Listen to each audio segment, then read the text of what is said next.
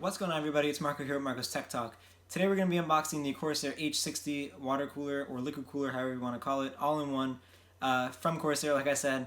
It's a pretty cool water cooler for the price. I think it's about $70, and this one in particular is the second gen one, and you can tell that that's the case by the silver water block rather than the black one. I believe this also has revised radiator and fan as well, but don't quote me on that, I'm not 100% sure, but I'm pretty sure it does.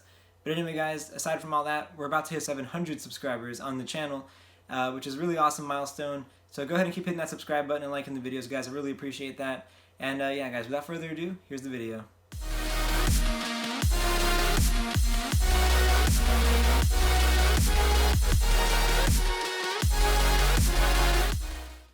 Alright, guys, so here's the water cooler. Once again, it's the Corsair H60 water cooler here. It's a single 120mm fan and radiator, so it's pretty small. It's not going to probably be the best choice if you're trying to overclock your 8700K or now 9900K. It's probably not what you want to use for that at all. This is more or less kind of like an entry-level all-in-one cooler, which is why I got it. Like I said earlier, I believe it was about $70. I might have got it on sale, but I think it was $70. I got it a little while back. But yeah, so that's pretty much what I got it for. This is the newer one once again. You could tell that by the silver outside piece here of the water block. And I think this is the only one that has a light on it too. I don't believe it's RGB, but I think it's the only H60 that has an actual white light on it. So without further ado, let's go ahead and open this guy up. Yeah. Oh, actually, before I do that, you guys can see a little bit more here about the radiator and all that there. It does explain that it's 120mm, and then here it gives you some thickness of the radiator and the fan, and I guess overall clearance and where you want to install it. I honestly have no idea if this is going to fit in that case for that build. I have no idea, but I have one, so I'm going to open it up, and I'm going to try to do what I can to get it to work in that build. If anything, I may end up putting it in a different case later. There's actually some pretty decent cases that are like under $50 that I could just throw it all in. That would probably not require any kind of modification at all whatsoever and just kind of work, which might be what I end up doing, but at first I'm going to try to see what I could do with what I have. But anyway, so now let's go ahead and open this guy up.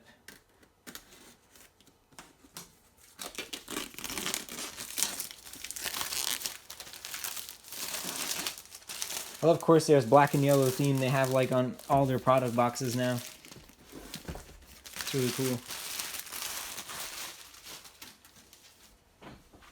Alright, so it looks like probably going to set this down somewhat and figure out how this opens, maybe like this. Yeah, it looks like maybe we pull it from this side. Yeah, that's got to be what it is. Alright, there we go.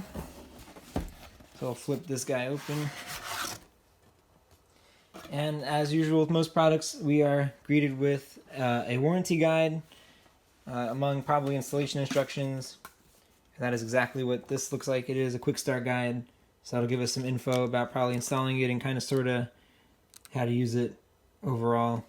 Oh yeah, and one important thing about this too, this particular cooler and why I went with it originally was because this one is one that supports socket AM4, which, as many of you probably already know, is what Ryzen runs on. So it is very important that you do get one that has socket AM4 compatibility. Back when I built the Ryzen 7 build and did the H115, I think it was, that's in there, I really had a hard time finding a liquid cooler that had the AM4 bracket. But I think these days now, that's been close to a year now, I believe that now it's a lot more common to find the bracket that you need for AM4, since Ryzen's a lot more popular probably than it was then, and just generally support's grown as time's gone on. So let's see what this all is in here. Alright, so I want to be gentle with this because my biggest fear with water cooling is breaking something and then having it leak everywhere.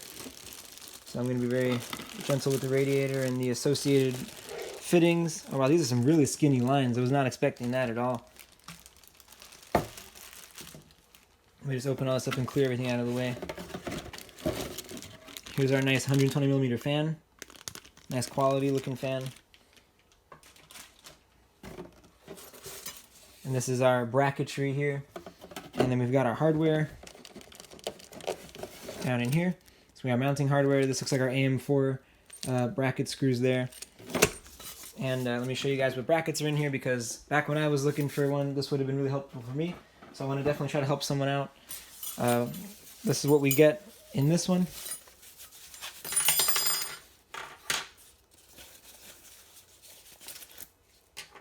So yeah, this right here looks like your standard AM4 bracketry. It's a little bit different actually than the bracketry I've seen in other ones. I think on the H115 it was actually just like one whole piece.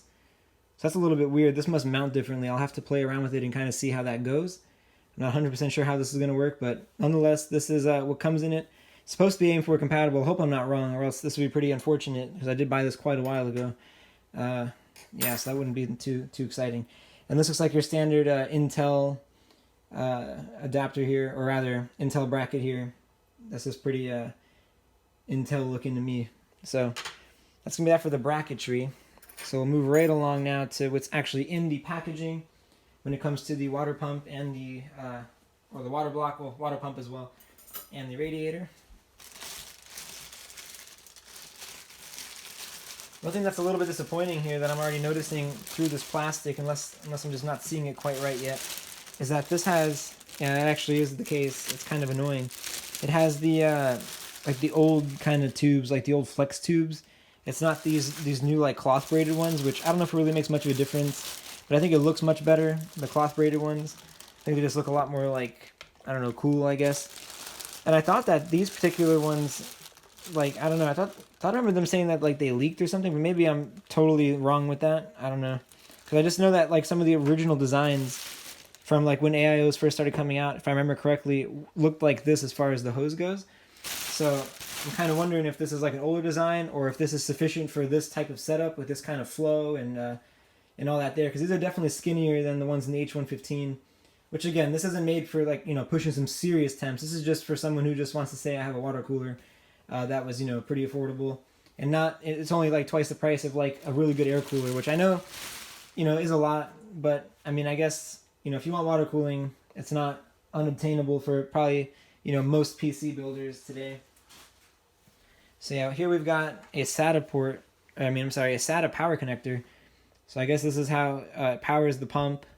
It looks like to me. Yeah, that's how it looks to me anyway. And this looks like a standard CPU fan header. This is probably there so you don't get a CPU fan warning on your motherboard when you boot it up. It's probably all that's there for. I don't really want to bend this around too much, but let me show you guys here. It does come with some thermal paste applied already, so that's a nice plus, because I'm actually kind of running low on thermal paste. And the radiator looks pretty nice as well. It's a pretty nice looking radiator for, you know, as far as radiators go. And it's only 120 millimeters, so really, you know, it's not the best in the world, but it's definitely not that bad.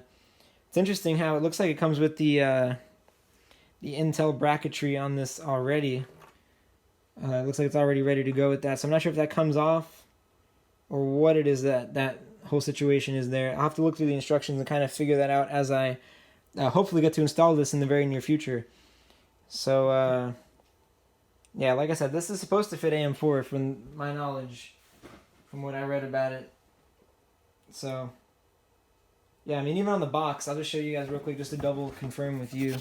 It shows you right here that the sockets it's compatible with. You see AM4 is right there. So, definitely supposed to work. So, it really should work with that. So, yeah, guys, that's really pretty much going to sum it up. I appreciate you guys watching the video. Please remember to subscribe to the channel, like the video, and comment. I like hearing what you guys have to say about all the videos, so just make sure you drop a comment down below, and like the video, once again subscribe. Thanks a lot, guys, for watching.